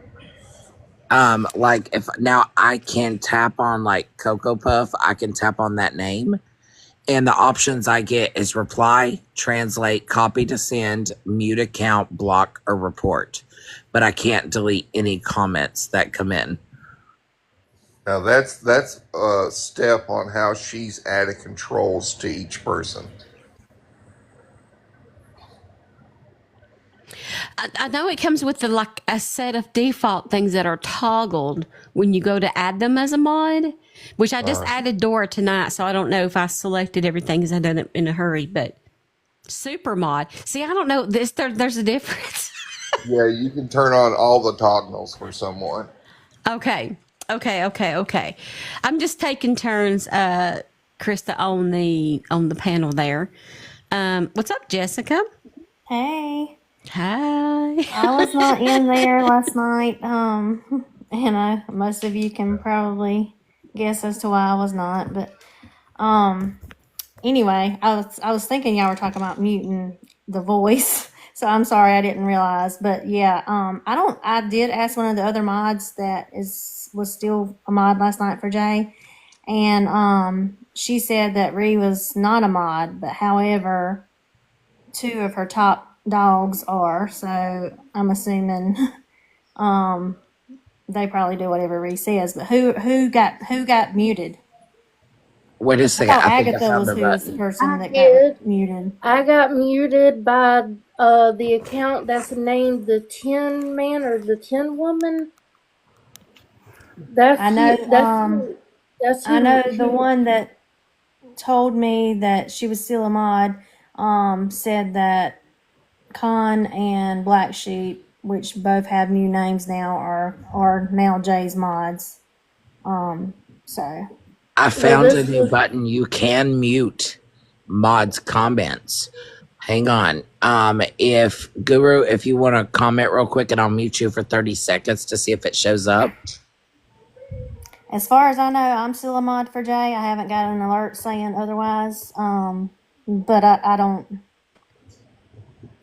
you know, Daisy I don't plan to said be she in would. there anymore. I'll so try it. He can. I'm gonna mute Daisy for 5 seconds and see if it'll allow it. Okay. Guys, we are almost at 200,000 likes. I'm not even kidding. We're at 196,000 likes. Oh my God. We have 1,000 souls in the room. And if you guys want to subscribe, I've put my new goal at 299. And I'm going to pin it to see if you guys want to join. If you join my subscription, then you have a sub-only live stickers that only you can use. 60% off code to use at my website at scfmerch.com. And you automatically get entered into giveaways that I have randomly during the live. So, lots of fun. So click that. Support me, supporting you, supporting this. Let's go. Go ahead, panel. So who were we talking about? Because I had just come in. Who were we talking about got muted that we were questioning? Who did it? True Crime Marie in Jay's live. Okay, so she says she got muted. Yeah. Okay. Oh gosh, we just hit the 200. Oh gosh, we have 202,000 likes. You guys, that's insane to me. Thank you guys so very much. I appreciate that.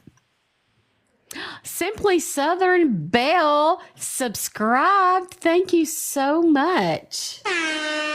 Thank you for becoming a subscriber. I really appreciate that. Chastity says, so we can mute and mod comments, but we can't block them. On Dolly there, I muted her for 5 seconds and she came back. So we can mute, but we cannot block other mods or delete their comment. Mm-hmm. Oh my goodness. You guys are amazing. Oh, my heart is so full to see you guys come in here and spend your Saturday night with us. There's so many different viewpoints still. So I think what we probably need to do is just focus on Guru's positive words about Jay. It's hard to understand because it's literally like, don't talk to these dangerous folks, but you're still talking to them, you know, so I would not. But like Guru says, Jay's going to have his own mind and do his own thing. So I don't know. I just feel like, especially like somebody keeps commenting that Jay calls Long's office every day. He called his office on Monday twice because he was asked to call him on Monday, the day before his court date. And that's how he found out his court date was pushed back to another date in Surf and moved to Surfside. So I don't know why this person keeps saying he calls his office every day. So let me thank you. Let me see who sent this to me just now so I can give you a huge thank you. Jody, thank you so much for sending this. Thank you, thank you, thank you. Because when you guys said, no, not Ken the Piano Man, I said, and you were like, no, the Ken that was in your live the other day. Remember he got up on the panel and he was like, oh, you know, he seemed to be a JP supporter and he was quite condescending. Well, I'm going to make sure that I have that live downloaded so I can review that voice. But now that you've said that and I've thought about it for a second, I can see the similarities in the two voices.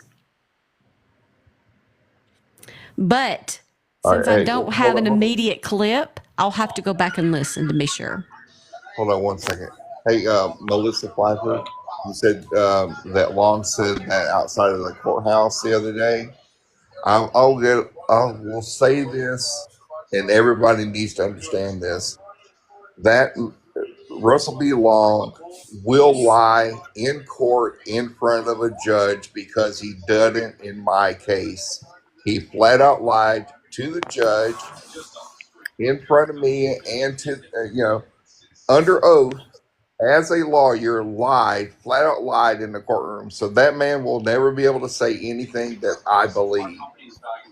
So if he's telling you that Jay's calling there every day, don't believe anything comes out of that man's mouth. He's so full of crud, it's pathetic. I'm sorry. He's an attorney, and that's what he gets paid to do. Yeah, but lying to a judge the way he was, that there's no sense in that. I agree. I went in there and told the truth and nothing but the truth. And he tried to lie. I debunked it. Every time he tried to lie, every time JP tried to lie, I debunked it. They still granted him the restraining order, which is under, what was it? Blackmail. Said I was blackmailing them. That's it. Oh my gosh, it's crazy. But don't. He said you was blackmailing him. Yeah, that's what it was granted under. The only way that he did. Because everything else I debunked. Everything else. I did, Wow. Nana, he did lie about the FBI in case, well, I mean, don't you think, well, let me say this. I don't know if Russell knew about the FBI investigation. I mean, he flat out said there isn't one when he didn't know for sure. That's for sure. But I don't think the FBI would let him know that they're doing an investigation in fear of JP finding out. Also, your power went out. The power just went out in the house. The what? The power? Yeah. Oh no. It just came back on. Wow. JP is messing with y'all. Yeah. It might be time for us to get offline and get our vest on and hide in the bathtub. Oh my gosh. Run. Holly, if you wouldn't mind to turn your TV down in the background there, I would appreciate it. Hey, I just wanted to say thanks for letting me up. I'm going to step down in a second, but I've been watching since like the very first day that the sermon from JP was aired, and I bawled my eyes out, instantly thought that lady didn't do that to herself, and just been totally enamored with Mica and feel like I know her. But I just want to say thanks to Guru, Courtney, you, Steph, and everybody for keeping us informed, keeping us in the loop of what's going on.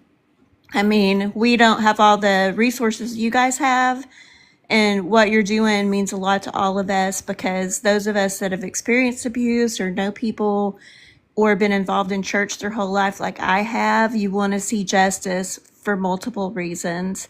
And I do appreciate you, Guru. Your heart is so kind toward Jay. I appreciate you trying to clear the air for him. That says a lot, even more about you than what I thought. So I appreciate you guys. And Steph, if you want to take me down, thanks for giving me a chance to share my heart a little bit. Thank you for coming up here, Laura, and I appreciate your sweet words. They keep me going, especially in moments where you're like, a lot of people are not being so nice to you. And so all of your words, I remember through those times, like they said to keep going, just bulldoze through it, just stay true to what you know and speak on what you know.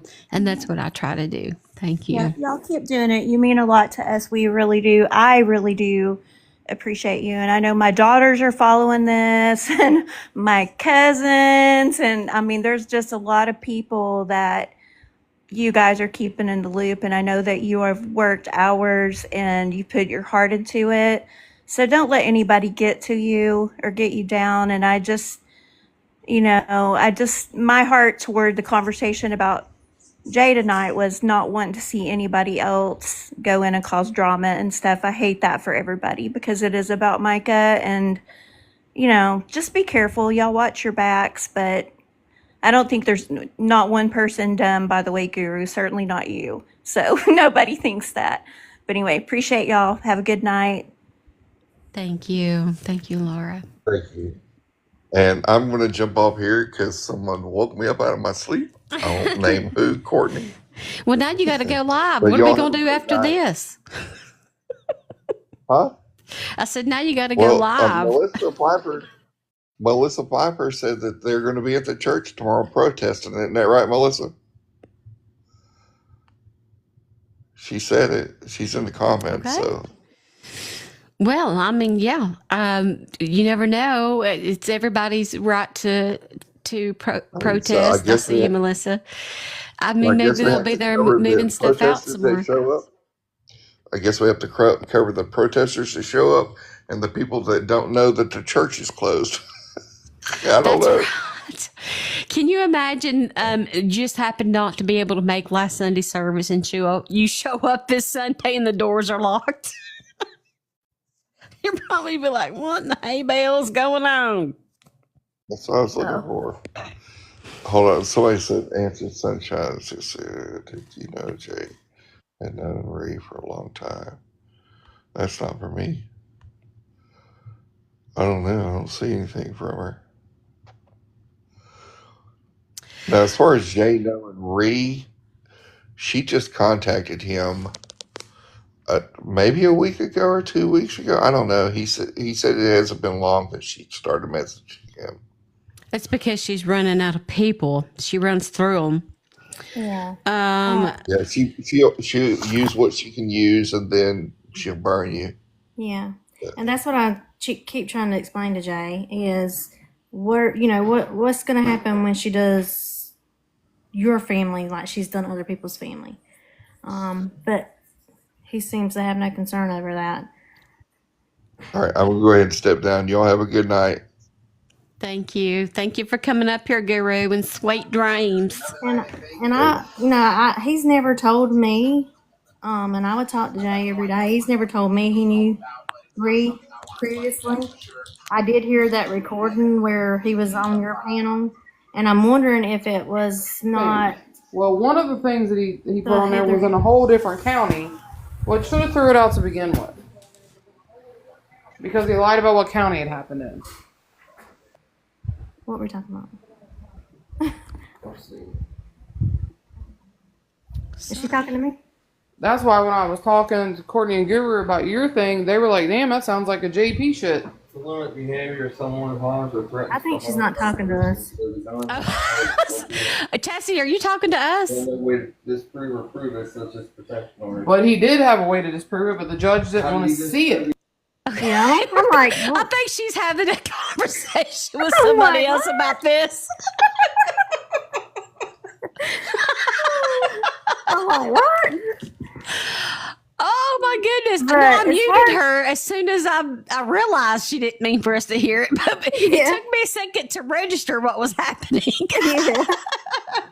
But what I was saying is, as far as I know, he's never told me he knew her. I'm thinking what he meant on that video was he knew the Elvis family, maybe. I think it was the Heather Elvis case or something that he was talking about. Yeah. And maybe that's who he was talking about. I don't know. I have not clarified that with him.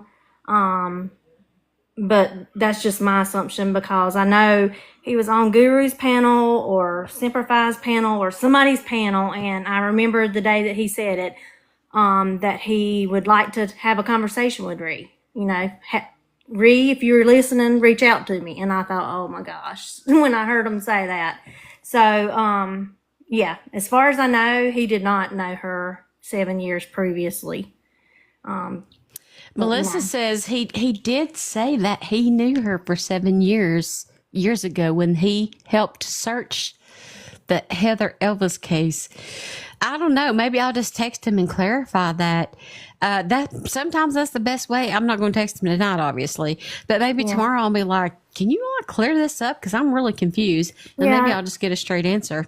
And I heard that recording. I think it was on your. I know, Chastity. I was like, I did not realize I wasn't muted, and I come back up on the panel when I was trying to explain the shit with Guru and the protection order to Eric.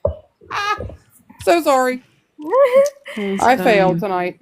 But like when I listened to that recording, I don't know if he was referring to Reed that he knew 7 years, or if he was saying he knew the Elvis family for 7 years. I don't know which one he was talking about, because it wasn't clear to me in that. I just know that listening to that and then hearing him say on panel, I would like to have a conversation with Ree, and Ree, if you're listening, contact me or whatever. I mean, if he knew her prior to that, it seems like he could have reached out to her if he knew her. You know what I mean? If he knew her at a personal level prior to that. So I don't know. That's just my take on it. It could be he could have had a relationship prior. I don't know. I wonder where Jay's at tonight. I don't know. He's probably asleep right now. I don't No, know. he ain't asleep. That man He's never not? sleeps. No. I haven't talked to him in a few days. But yeah, it's too early for him to be asleep. And he only sleeps about an hour or two a night, so. Michelle says he don't sleep. Well, speaking of sleep, which, I'm usually around, so if somebody's going live, I'm usually up an hour or two after my live shows on Saturday nights, because I get fired up, and get off live, and I start thinking about everything we talked about, and so it takes me a minute. So I want to thank you guys so much for this opportunity that you come in here and give me every day, but especially every Saturday night.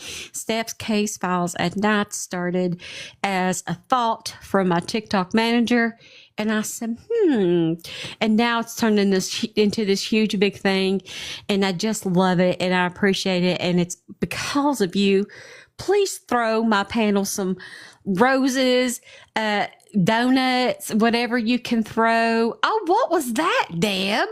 Whoa, that was pretty. Thank you. That was like a confetti thing. I hadn't seen that one before. Thank you so much. They take the time out of their day to come up here and talk to you. And so I appreciate that. And I know that you guys do too. We do this as teamwork. It's not me or you or one or the other, but everybody together. So throw them some love, just this if you can, and I would really, really appreciate that. Please know that I love each and every one of you very much.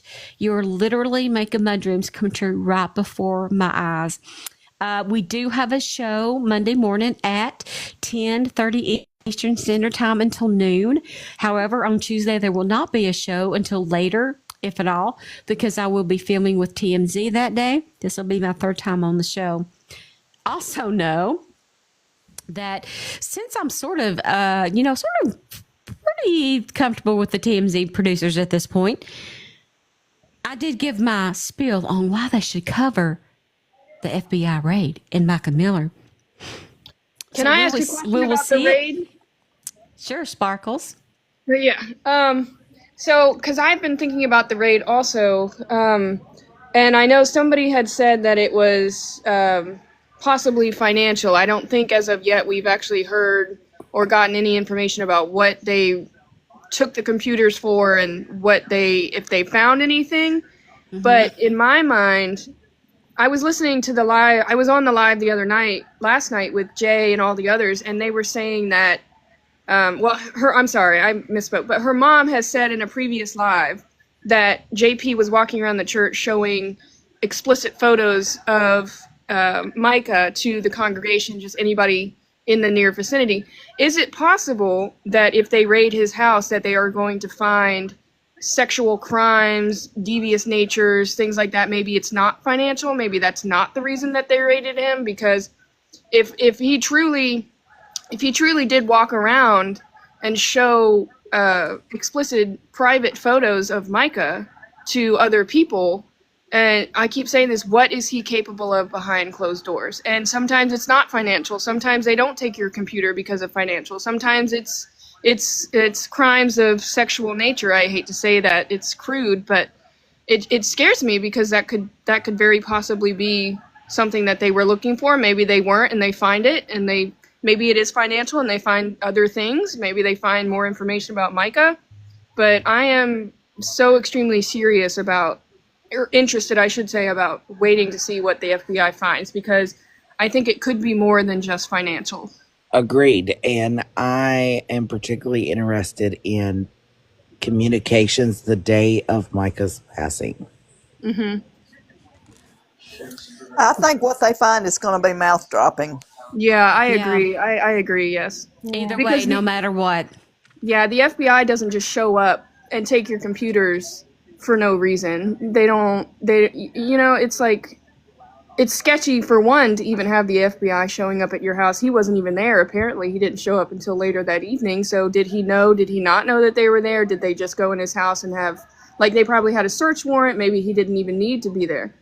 But either way, it's terrifying. And also somebody said, I live in Palmetto Point. I live on Palmetto Point Boulevard, and I think that he lives close by in maybe Azalea Lakes, maybe in that general vicinity. And that scares me because I don't want to live close to him. I know I can't control that, but I didn't realize how close he actually lived until I've seen some of the news broadcast, and it showed like him in this particular area, and I'm like, I recognize that. I go by that every single day. I've lived here my whole life. I grew up here. I don't want him to, I don't want to lose contact and not know what he's doing, but I also don't want to live by him, if anybody else understands that. Yeah. I totally understand. I wouldn't want to either. Yeah, like within like less than 5 miles, because I live in Cape Landing apartment complex, and he lives, if he does live, from what the videos that I'm seeing, that he lives probably Azalea Lakes or in that general area, which is less than 5 miles. So like within walking distance almost, if you take actual Palmetto Point.